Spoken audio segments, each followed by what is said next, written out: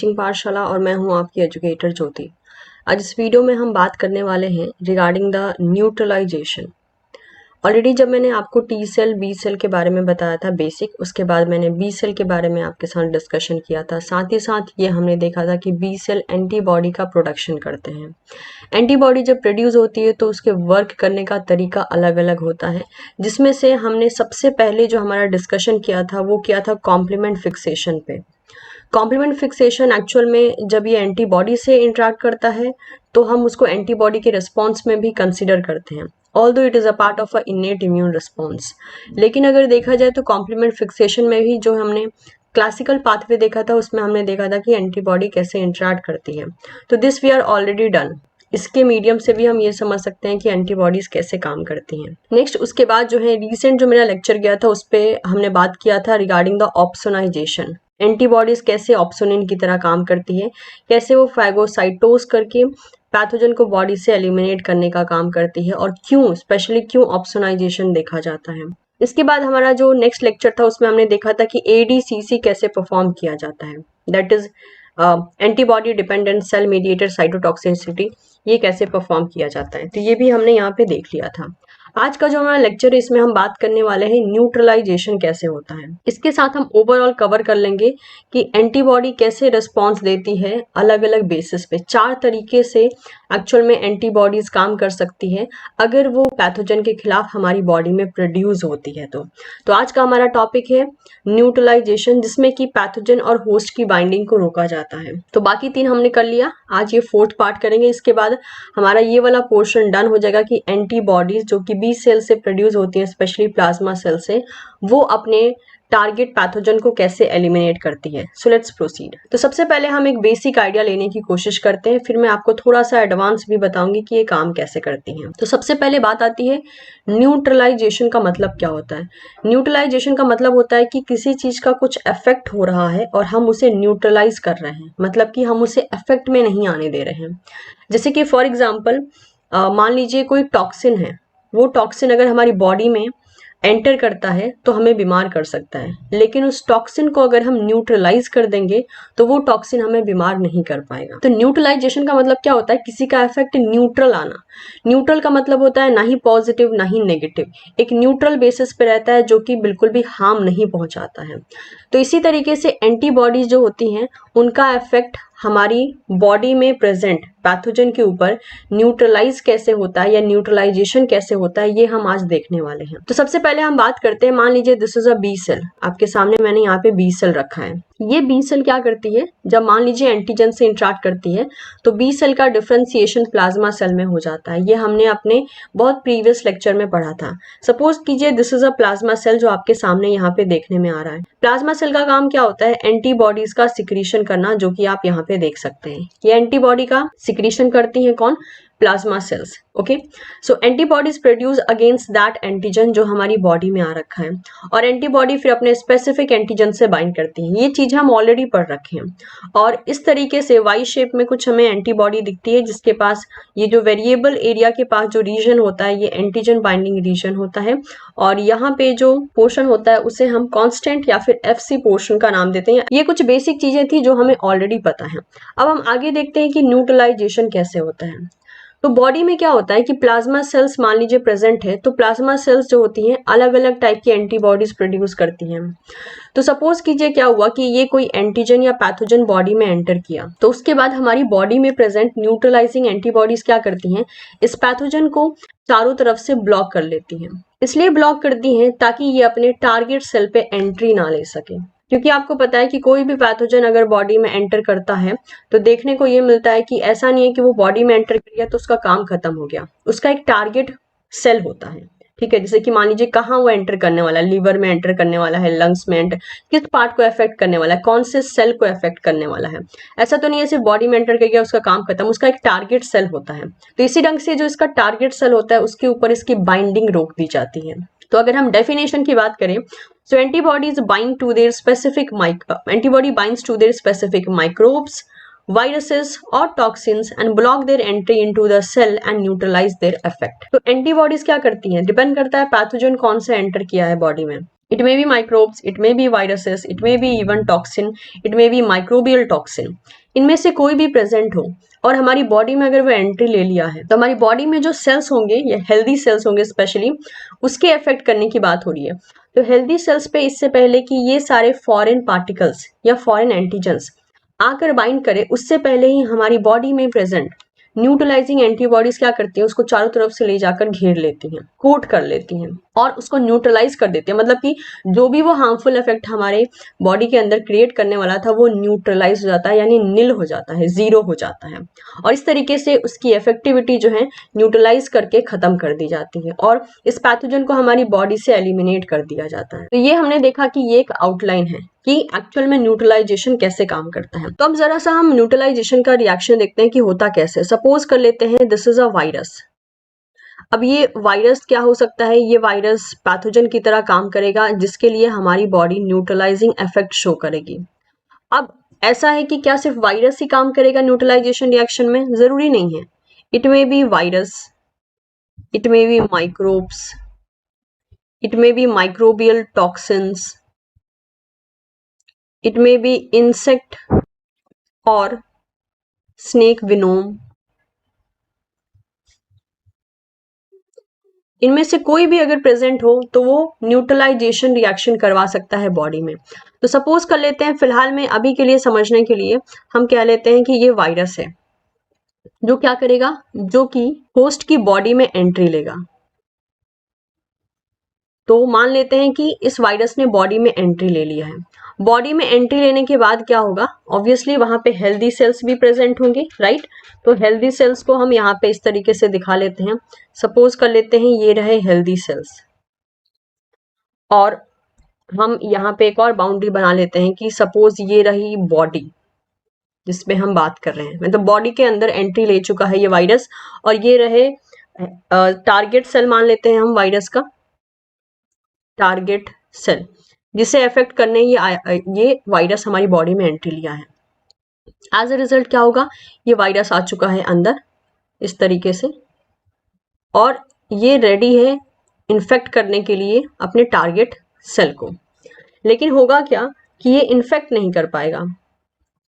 Body में उस वक्त पे जो यहाँ पे न्यूट्रलाइजिंग एंटीबॉडी प्रेजेंट होगी इस तरीके से, वो आकर क्या करेगी, इसको चारों तरफ से इस तरीके से कवर कर लेगी। ये जो कवरिंग का तरीका होता है ना, इसका हम क्या कहते हैं कि एक्चुअल में वायरल इफेक्ट को न्यूट्रलाइज कर रही है। मतलब वायरस को काम ही नहीं करने देगी जिस काम के लिए आया है, क्योंकि इसने इसके ऐसे एपिटोप को कवर कर लिया है जो कि एक्चुअल में इस पर्टिकुलर टारगेट सेल पे प्रेजेंट रिसेप्टर से ये बाइंड कर सकता था। तो न्यूट्रलाइजेशन कर दिया इसका, राइट। ये हो गया न्यूट्रलाइजेशन।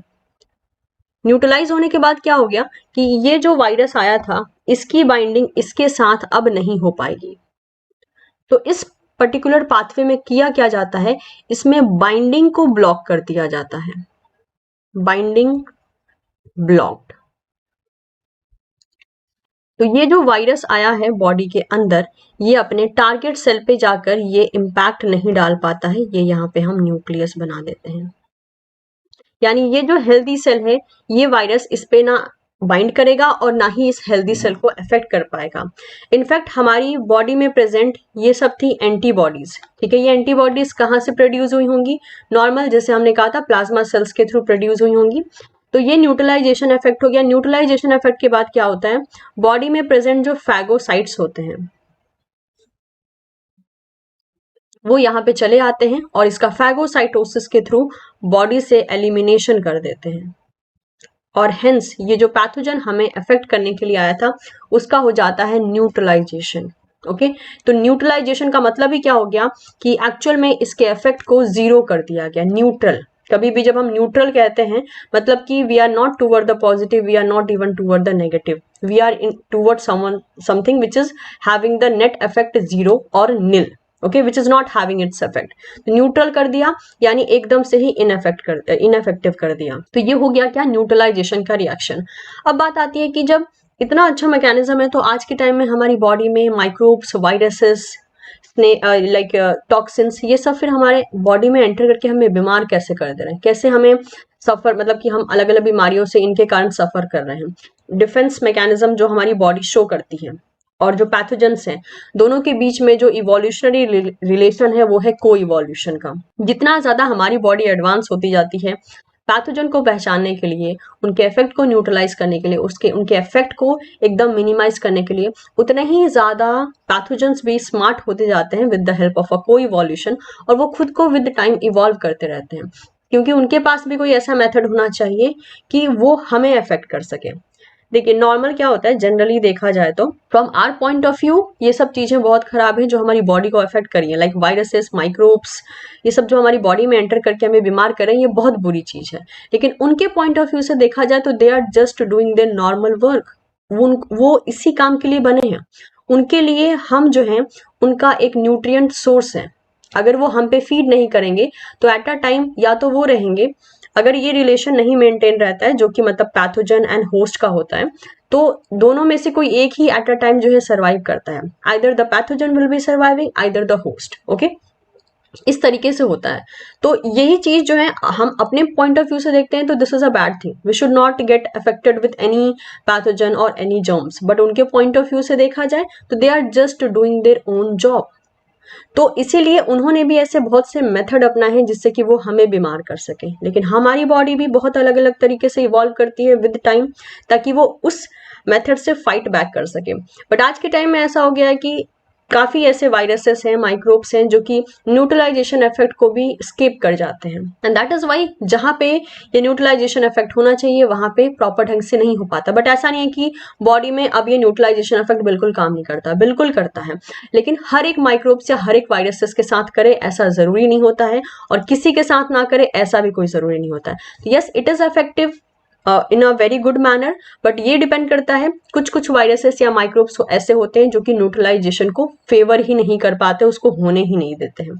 तो ये था ऑल अबाउट द न्यूट्रलाइजेशन। अब ये जो चीजें हमने पढ़ी वो पूरा बेसिक आइडिया था आपको समझाने के लिए कि व्हाट इज न्यूट्रलाइजेशन। कुछ एडवांस चीजों के बारे में बात कर लेते हैं जिस पर अभी फिलहाल में काम चल रहा है, जो बातें अभी फैक्ट की तरह सामने आई हैं। ठीक, रेफरेंस मैंने मेंशन कर दिया है, if you want you can go through this website. यहाँ यहीं से मैंने सारे रेफरेंस को लिया है जो भी मैं आपको समझा रही हूँ। न्यूट्रलाइजिंग जो एंटीबॉडीज होती हैं ये एक इंपॉर्टेंट स्पेसिफिक डिफेंस है अगेंस्ट द वायरल इन्वेडर्स। कोई वायरस अगर हमारी बॉडी में एंटर करता है तो उसके खिलाफ ये काम कर सकती हैं। Neutralizing antibody not only bind to the virus but they bind in a manner that block the infection. तो इनका काम सिर्फ वायरस से बाइंड करना नहीं होता, इस तरीके से बाइंड करना होता है कि वायरस का इन्फेक्शन हमारी बॉडी में ना फैल पाए। A neutralizing antibody might block the interaction with the receptor or might bind to the viral capsid in a manner that inhibit the uncoating of the genome. तो जो न्यूट्रलाइजिंग एंटीबॉडीज होती हैं उनका काम क्या होता है कि ये या तो उस वायरस के रिसेप्टर से बाइंड कर जाए जिस रिसेप्टर से वो होस्ट सेल पे बाइंड करने वाला है, या तो जो वायरल कैप्सिड होता है उसी से जाकर ये एंटीबॉडीज बाइंड कर जाएं, और इस तरीके से बाइंड करें कि कभी भी उस पर्टिकुलर कैप्सिड की अनकोटिंग ना हो सके और ना ही जीनोम जो है वायरस का वो फ्री हो सके। Only a small subset of the many antibodies that bind to the virus are capable of neutralization. ऐसा नहीं है कि जितनी एंटीबॉडीज बाइंड करती हैं वायरस से वो सब के सब उसे सक्सेसफुली न्यूट्रलाइज कर लेती हैं, या there are few groups of antibodies जो कि ऐसा करने में सक्सेसफुल हो जाती हैं। So there are only a small subset of many antibodies that bind to the viruses are capable of neutralization. Even after an infection, if it can take some time for the host to produce highly effective neutralizing antibodies, but these persist to protect against future encounter with the agent.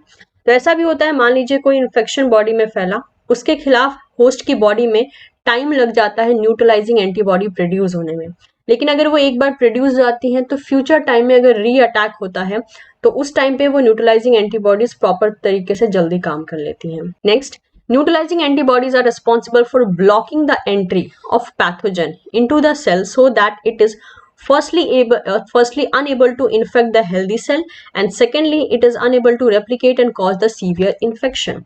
तो neutralising antibody का जैसे मैंने पहले बताया काम ही ये होता है कि पहले तो उनकी एंट्री एक हेल्दी सेल में प्रिवेंट की जाए, और उसके बाद सेकेंड मेथड ये होता है कि उनको रेप्लिकेट ना करने दिया जाए ताकि वो हमारी बॉडी में सीवियर इन्फेक्शन कॉज ना करें। न्यूट्रलाइजिंग एंटीबॉडी, जिसे हम NAB कहते हैं, is a antibody that is responsible for defending the cell from pathogen which are organism that cause the disease. They are produced naturally by the body as a part of immune response, and their production is triggered by both infection as well as vaccination against the infection. तो जैसे हमारी body में normally जितने भी immune system काम करते हैं, वैसे ही हमारी बॉडी में ये जो न्यूट्रलाइजिंग एंटीबॉडीज होती हैं उनका प्रोडक्शन होता है, और इनका प्रोडक्शन इन्फेक्शन के टाइम पे भी होता है एंड वैक्सीनेशन के टाइम पे भी देखा जाता है, जब मेनली हम किसी इन्फेक्शन से सफर कर रहे होते हैं। तो let's see how this neutralising antibody works. Although हमने डायग्राम की मदद से देख लिए, लेकिन हम कुछ स्टेटमेंट्स भी देख लेते हैं ताकि अगर हमसे इन केस कोई पोर्शन छूट गया है तो उसे हम डील कर सकें। जैसे कि यह neutralizing antibody can stop a pathogen from infecting the body by affecting how the molecules on the pathogen surface can enter the cell in the body.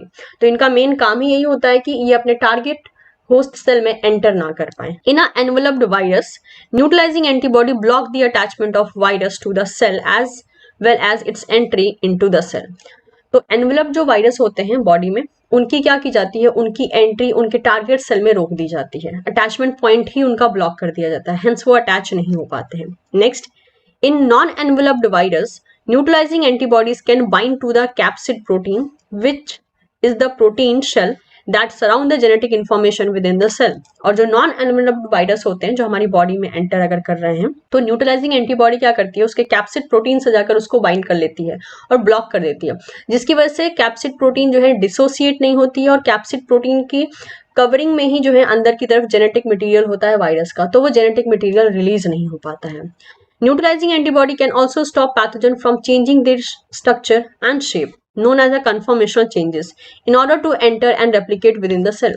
आपने ऐसे बहुत से पैथोजन देखे होंगे जो हमारी बॉडी में एंटर करने के बाद अपने स्ट्रक्चर एंड शेप को चेंज कर सकते हैं, और उसके बाद वो प्रोसीड करते हैं हमें इन्फेक्शन फैलाने के लिए। तो न्यूट्रलाइजिंग एंटीबॉडी इस चीज को भी रोक सकती है, जिसे हम मेनली कन्फॉर्मेशनल चेंजेस कहते हैं। स्ट्रक्चर या शेप का चेंज होना इज अ कन्फॉर्मेशनल चेंजेस।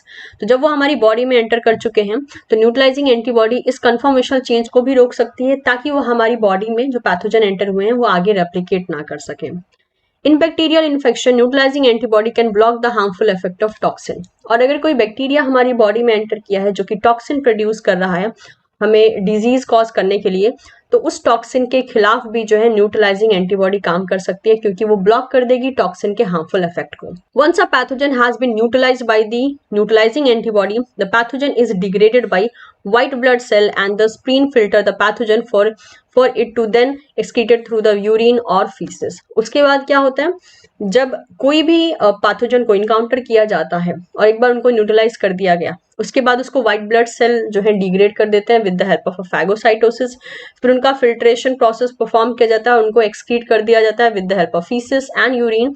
और ये सारे काम में जो है स्प्लीन मेनली इसमें हेल्प कर सकता है, बिकॉज जो फिल्ट्रेशन प्रोसेस होता है वो स्प्लीन के थ्रू ही होकर गुजरता है। तो ये कुछ तरीका था जिससे हमने देखा कि न्यूट्रलाइजिंग एंटीबॉडीज काम कैसे करती हैं।